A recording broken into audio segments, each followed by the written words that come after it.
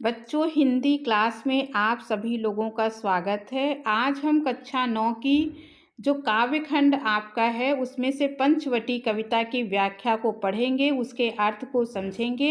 इसे राष्ट्र कवि मैथिली शरण गुप्त जी ने लिखा है और ये बहुत ही अच्छी कविता है और इम्पॉर्टेंट है परीक्षा की दृष्टि से। इसकी व्याख्या पेपर में आती है, तो आज हम इसकी व्याख्या को समझेंगे। और पाठ को पढ़ने से पहले अगर हम इसके काव्य सौंदर्य को देखें तो इसमें जो भाषा है वो शुद्ध साहित्यिक हिंदी है, खड़ी बोली है और शैली ये प्रबंध शैली में लिखा गया है। गुण इसमें प्रसाद गुण है और रस इसमें शांत रस है। ज़्यादातर पदों में पंचवटी के प्राकृतिक सौंदर्य का वर्णन किया गया है और लक्ष्मण के मनोभाव का बहुत ही अच्छा चित्रण गुप्त जी ने किया है। तो हम लोग इसको पढ़ने शुरू करते हैं, इसको समझना शुरू करते हैं। चारु चंद्र की चंचल किरणें खेल रही हैं जल थल में। अब यहाँ पर ये जो पहला पद है इसमें पंचवटी का जो प्राकृतिक सौंदर्य है उस प्राकृतिक सौंदर्य को बहुत अच्छे तरीके से करते हुए व्याख्या करते हुए गुप्त जी कहते हैं कि चारु चंद्र की चंचल किरणें खेल रही हैं जल थल में।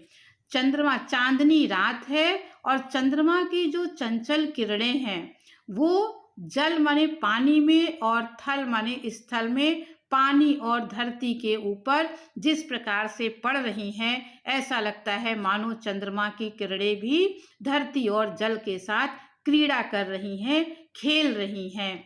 स्वच्छ चांदनी बिछी हुई है अवनि और अंबर तल में। अवनि माने होता है धरती और अंबर माने आकाश। तो क्योंकि चांदनी रात है तो चारों ओर उजाला फैला हुआ है, तो यहाँ पर कवि कहता है कि चारों ओर स्वच्छ और पवित्र चांदनी कहाँ पर फैली है? अवनि माने धरती के ऊपर और अंबर माने आकाश माने धरती और आकाश से जहाँ तक देखा जाए वहाँ तक सफ़ेद और स्वच्छ चांदनी बिछी हुई है।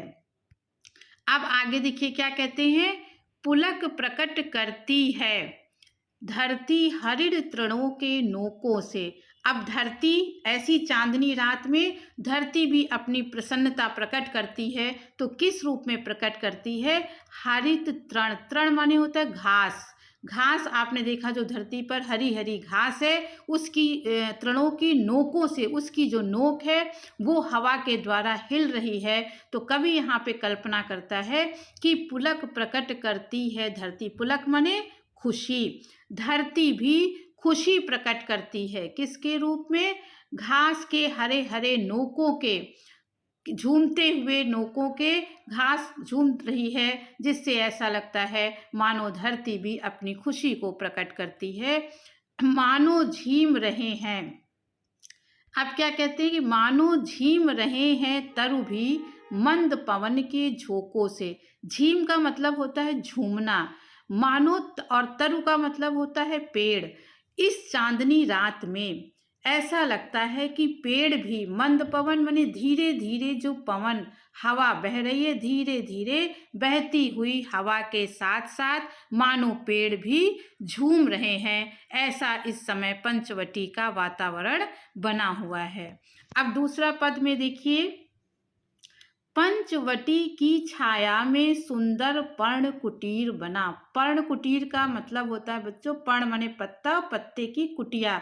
तो राम जब पंचवटी में गए थे तो वहाँ पर उन्होंने अपने रहने के लिए पत्ते की कुटिया बनाई थी। तो उसके लिए कवि कहते हैं कि पंचवटी की, पंचवटी होता है 5 पेड़, तो 5 पेड़ माने पांचों पेड़ों की छाया में, पंचवटी की छाया में सुंदर पर्ण कुटीर बना है, सुंदर कुटिया बनी हुई है।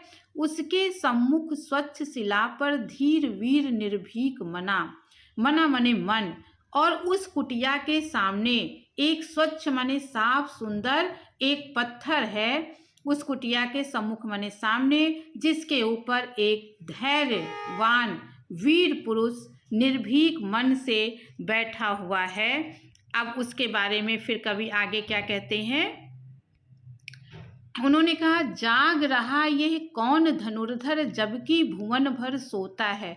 अब बच्चों, भुवन का अर्थ होता है संसार। कवि का कहना धनुर्धर माने धनुर्धारी।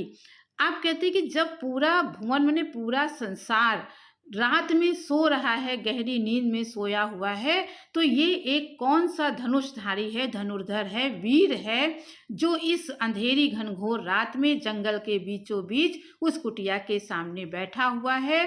भोगी कुसुमा युद्ध योगी सा बना दृष्टिगत होता है। और कहते हैं कि जो कुसुमायुध है, जो कामदेव है, जो भोगी कामदेव, ऐसा लगता है कि ये कोई कामदेव हैं। कामदेव सुंदरता के राजा होते हैं, देवता होते हैं। तो लगता है कि जो कामदेव जैसा इसका रूप है, ये हर तरह का संसार का भोग प्राप्त करने के योग्य है, लेकिन आज वो भी योगी बना हुआ यहाँ पर बैठा है। अगले पद में देखिए मैथिली शरण गुप्त जी क्या कहते हैं कि किस व्रत में है व्रती वीर यह, निद्रा का यो त्याग किए। अब लक्ष्मण जी जो पर्णकुटी है, उस पर्णकुटी के बाहर बैठकर जो है उस कुटिया की सुरक्षा में दिन रात लगे हुए हैं। तो कवि के मन में ये जिज्ञासा उठती है, ये मन में प्रश्न उठता है कि किस व्रत में है वीर व्रती वीर यह, निद्रा का यो त्याग किए। निद्रा का अर्थ होता है नींद, और व्रती माने व्रत लेने वाला, संकल्प लेने वाला। तो कवि यहाँ पर कहता है कि ये जो पुरुष है, ये जो वीर पुरुष दिखाई दे रहा है, इस प्रकार से अपने काम में तल्लीन है। इसने ऐसा कौन सा व्रत ले लिया है, ऐसा कौन सा संकल्प ले लिया है कि जिसके लिए इसने अपने नींद का भी परित्याग कर दिया है और रात दिन जागता हुआ ये इस कुटिया की सेवा में लगा हुआ है। अगली पंक्ति में कवि कहते हैं, राजभोग के योग्य विपिन में बैठा आज विराग लिए। जो लक्ष्मण हैं, ये तो इतने सुंदर, इतने अच्छे युवक लग रहे हैं। ऐसा लगता है कि जो राजभोग है, ये तो राज्य का भोग करने के योग्य है। विपिन का अर्थ बच्चों होता है जंगल। ये जो राजा का उपभोग करने वाले हैं, राजभवन में रहने वाले हैं, आज ये जंगल में बैठे हुए वैराग, विराग माने वैराग्य को धारण किए हुए ये वन में क्यों बैठे हैं? ये तो राजमहल में रहने के योग्य हैं। आगे कवि कहता, बना हुआ है प्रहरी जिसका उस कुटीर में क्या धन है। कुटीर माने कुटिया, प्रहरी माने पहरेदार। तो ये पुरुष जिस कुटिया का पहरेदार बना हुआ है, दिन रात उसकी सुरक्षा में लगा है, तो कवि के मन में प्रश्न उठता है कि ऐसा उस कुटिया में ऐसा कौन सा अनमोल धन रखा है जिसकी रक्षा में लक्ष्मण जी निरत हैं। आगे पूछते हैं, जिसकी रक्षा में रत इसका तन है, मन है, जीवन है। जिस कुटिया की रक्षा में इसका तन, मन और पूरा जीवन इसने अपना समर्पित कर दिया है, इस कुटिया में भला ऐसा कौन सा धन रखा है? ऐसा प्रश्न गुप्त जी के मन में उठता है। अब अगले देखिए जो पद है उसमें वो क्या कहते हैं, उसी अपने प्रश्नों का उत्तर चौथे पद में वो देते हैं कि मृत्युलोक मालिन्य मेटने स्वामी संग जो आई है। मृत्युलोक का अर्थ होता है ये जो धरती का लोक है, जो मृत्यु लोक है, मालिन माने दोष, इसके पापों को, तो मृत्यु लोक के दोषों को, उसके पापों को मेटने माने मिटाने के लिए जो अपने स्वामी राम के संग यहाँ पर वन में आई है, सीता के लिए यहाँ पर कहते हैं कवि कि जो सीता इस संसार के पापों को दूर करने के लिए अपने पति के साथ यहाँ आई है। तीन लोक की लक्ष्मी ने ये कुटी आज अपनाई है। उसके लिए कवि क्या कहते हैं कि वो तो तीनों लोकों की लक्ष्मी है, तीनों लोकों की देवी है, जिसने आज इस पर्णकुटी को अपनाया है। अगले लाइन में क्या कहते हैं कि वीर वंश की लाज यही है, फिर क्यों वीर ना हो प्रहरी। वो तो वीर वंश, रघुकुल वंश की लाज है, सीता उस रघुकुल की लाज है, प्रतिष्ठा है, तो उस प्रतिष्ठा की रक्षा करने के लिए भला ऐसा वीर जो है वो क्यों ना तत्पर हो। आगे देखिए क्या कहते हैं कि विजन देश है निशा शेष है, निशाचरी माया ठहरी। अब यहाँ पर कवि ने क्या कहा है, देखिए कि विजन देश है, निशा शेष है, निशाचरी माया ठहरी। विजन कहते हैं कि जहाँ पर कोई व्यक्ति ना हो, कोई मनुष्य ना हो, निर्जन। तो ये जो जंगल है वो बिल्कुल निर्जन है, वहाँ कोई और मनुष्य नहीं है, कोई और बस्ती नहीं है। निशा शेष है, निशा माने रात, रात अभी बाकी है। निशाचरी माया ठहरी, और चारों ओर जो निशाचर राक्षस राक्षसनियों की जो माया जाल है वो चारों ओर फैला हुआ है। तो ऐसे में सीता की सुरक्षा करना बहुत जरूरी है। अगले पद में कवि ने फिर जो वहाँ जो पंचवटी है, पंचवटी के वातावरण को फिर उन्होंने चित्रित किया है। कहते हैं क्या ही स्वच्छ चांदनी है ये, क्या ही निस्तब्ध निशा। चारों ओर स्वच्छ पवित्र सफेद चांदनी फैली हुई है, चांदनी की रोशनी, चांदनी रात है, चांदनी फैली हुई है। क्या ही निस्तब्ध निशा, और चारों ओर जो निशा है, निस्तब्ध माने होता है शांत, रात बिल्कुल शांत है स्वच्छंद सुमंद गंध, वह निरानंद है कौन दिशा। अब कवि ने अगली पंक्ति में क्या कहा कि चारों ओर सुमंद मने सुगंधित जो स्वच्छ हवा है वो चारों ओर, मंद मने धीमे धीमे, सुगंधित हवा चारों ओर बह रही है। निरानंद मने कि आनंदित नहीं है। कौन दिशा, प्रश्न कहते हैं कि ऐसी कौन सी दिशा है जो आनंदित नहीं है, अर्थात चारों दिशाओं में आनंद फैला हुआ है। बंद नहीं अब भी चलते हैं नियत नटी के कार्यकलाप। कहते कि लेकिन रात जरूर है, निर्जन है, रात गहरी है, लेकिन जो नियत माने जो प्रकृति रूपी नटी माने नर्तकी, जो प्रकृति रूपी नर्तकी है उसके जो कार्य हैं वो अब भी बंद नहीं हुए हैं। रात में भी चुपचाप उसके काम चलते हैं, पर कितने एकांत भाव से, कितने शांत और चुपचाप। तो कहते हैं कि वो काम जरूर कर रही है लेकिन बिल्कुल एकांत भाव से कर रही है, और बिल्कुल शांत होकर और बिल्कुल चुपचाप होकर वो अपने कार्य को अंजाम दे रहे। अब अगले पद में कवि कहते हैं, है बिखेर देती वसुंधरा, है बिखेर देती वसुंधरा सबके मोती, है बिखेर देती वसुंधरा मोती सबके सोने पर। अब कवि ने फिर यहाँ पर प्रकृति चित्रण किया है और वो कहते हैं कि वसुंधरा माने होता है धरती, मोती माने ओस के मोती। कहते हैं कि जो पंचवटी में जो वातावरण है इसमें जो वसुंधरा है, जो धरती है, वो सबके सोने पर चुपचाप ओस की बूंदें धरती पर फैला देती है, बिखेर देती है। अगली पंक्ति में कवि कहते रवि बटोर लेता है उनको सदा सवेरा होने पर।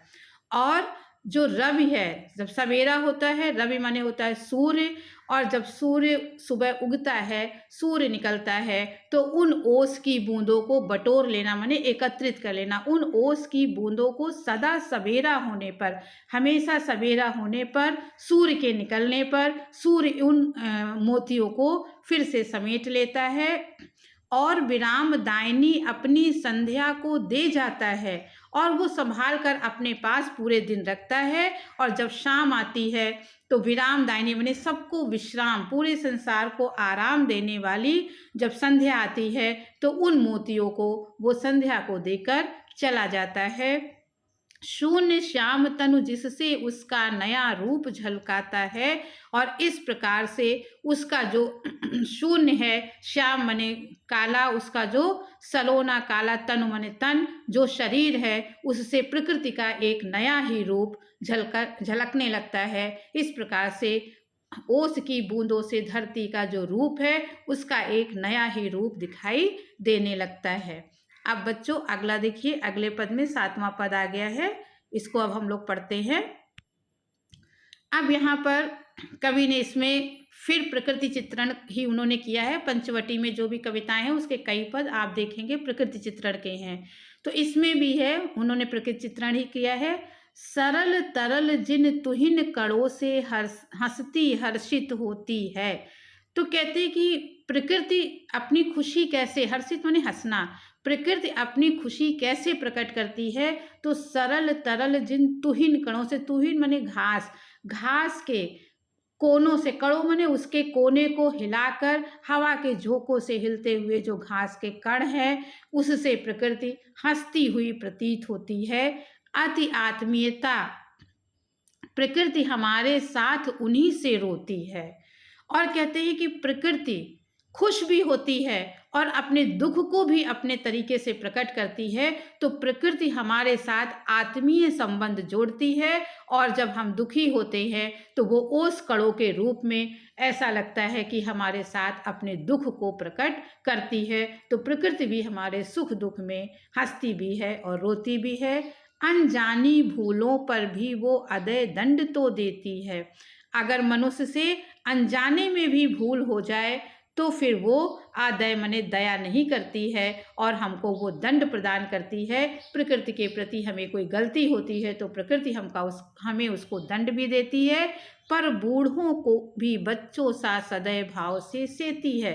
तो जब ज़रूरत पड़ती है तो प्रकृति हमको दंडित भी करती है, और लेकिन बूढ़ों को, जो बूढ़े हैं, जो बुजुर्ग हैं, उनका सम्मान करती है और उन्हें बच्चों जैसा सदैव माने दया के साथ उनको सेती माने पालन पोषण करती है। तो प्रकृति जो है वो हमारे साथ, मनुष्य के साथ अपने संबंधों का निर्वाह करती है। अब अगले पद में हम लोग देखते हैं, 8वां पद आ गया। कवि इसमें क्या कहता है, देखिए, 13 वर्ष व्यतीत हो चुके पर है मानो कल ही की बात। अब क्योंकि राम को वनवास मिला हुआ है, राम लक्ष्मण और सीता वनवास पे हैं, उनको 14 वर्ष का वनवास हुआ है। तो कभी यहाँ पे कहते हैं कि 13 वर्ष व्यतीत हो चुके, उस वनवास के समय से अब 13 वर्ष बीत चुके हैं, पर मानो है कल ही की बात। लेकिन अभी भी लगता है कि जब वनवास मिला था मानो वो कल की ही बात हो। वन को आते देख हमें जब आर्त अचेत हुए थे तात, उसमें लक्ष्मण जो है अपने पुराने समय को याद करते हैं, जब वन में चले थे, कि वन को आते देख हमें, जब हमें वन को आते हुए हमारे तात माने पिता, हमारे पिता ने हमको देखा था, वो उनसे सहन नहीं हुआ और वो अचेत माने बेहोश हो गए थे। अब वह समय निकट ही है जब अवधि पूर्ण होगी वन की। अब यहाँ पर लक्ष्मण जी कहते हैं कि अब तो बिल्कुल पूरा समय बीत गया है, समय बिल्कुल नज़दीक आ गया है कि अब हमारी जो अवधि है वो पूरी हो जाएगी, हमारे वनवास की अवधि पूरी होने वाली ही है। किंतु प्राप्ति होगी इस जन को इससे बढ़कर किस धन की। लेकिन लक्ष्मण जी अपने लिए कहते हैं कि वनवास की अवधि पूरी हो जाएगी, लेकिन मुझे इन 14 वर्षों में जो मुझे राम की और सीता की सेवा करने का जो अवसर प्राप्त हुआ है, इससे बढ़कर ऐसा कौन सा धन होगा जो मुझे मिलेगा। इससे बढ़कर मेरे लिए जीवन में और कोई धन नहीं है। अगला पद हम लोग देखते हैं। अगला अंतिम पद है, और आर्य को राज्य भार तो वे प्रजार्थ ही धारेंगे। और आर्य को, मतलब आर्य को क्या कहूँ, आर्य माने राम के लिए। अब मैं बड़े भैया राम को क्या कहूँ, उनके ऊपर तो राज्य का भार आ जाएगा वनवास के बाद, वे प्रजार्थ ही धारेंगे। वो प्रजा के कल्याण के लिए ही राज्य को स्वीकार करेंगे, राज्य पर राज करेंगे, व्यस्त रहेंगे। और जब वो राजा बन जाएंगे तो वो बहुत व्यस्त रहेंगे। इस समय वनवास समय में हमको पूरा समय उनके साथ रहने का जो सानिध्य मिला वो हमें वापस लौटकर महल में नहीं मिलेगा, क्योंकि वो राजा बनेंगे, उनकी अलग जिम्मेदारियां होंगी और वो व्यस्त हो जाएंगे। हम सबको भी मानो विवश बिसारेंगे। वैसे तो हमें वो कभी दिल से नहीं भूलेंगे, लेकिन जब राजकाज में व्यस्त हो जाएंगे तो विवश होकर हमें भी विवस्था के साथ उनको भूलना पड़ेगा। कर विचार लोकोपचार का हम न इससे होगा शोक, हमें न इससे होगा शोक। कहते लेकिन लोकोपचार माने लोक के कल्याण के लिए, वो अगर हमें भूलेंगे तो संसार के कल्याण करने के लिए, राजा के कर्तव्य को पूरा करने के लिए, तो इसमें हमें कोई शोक, हमें कोई दुख नहीं होगा। पर अपना, अगले अंतिम पंक्ति में क्या कहते, पर अपना हित आप नहीं क्या कर सकता ये नर लोक। अब वहाँ पर वो प्रश्न करते हैं, क्या जरूरी है कि जो राजा है वही प्रजा का कल्याण करे? क्या जो नर लोक है, जो प्रजा है, वो अपना कल्याण स्वयं नहीं कर सकती है, वो राजा पर निर्भर ना रहे? इसी प्रश्न के साथ यहाँ पर मैथिली शरण गुप्त ने इस कविता को ख़त्म किया है। तो बच्चों, आपको समझ में आ गया होगा अच्छे से। और अगर आपको अच्छा लगा हो वीडियो तो आप इसे सब्सक्राइब कीजिएगा, ताकि इस तरह के वीडियो बने तो आपको फ़ौरन पहुंच जाए। अगले वीडियो में फिर किसी टॉपिक के साथ मिलेंगे, तब तक के लिए नमस्कार।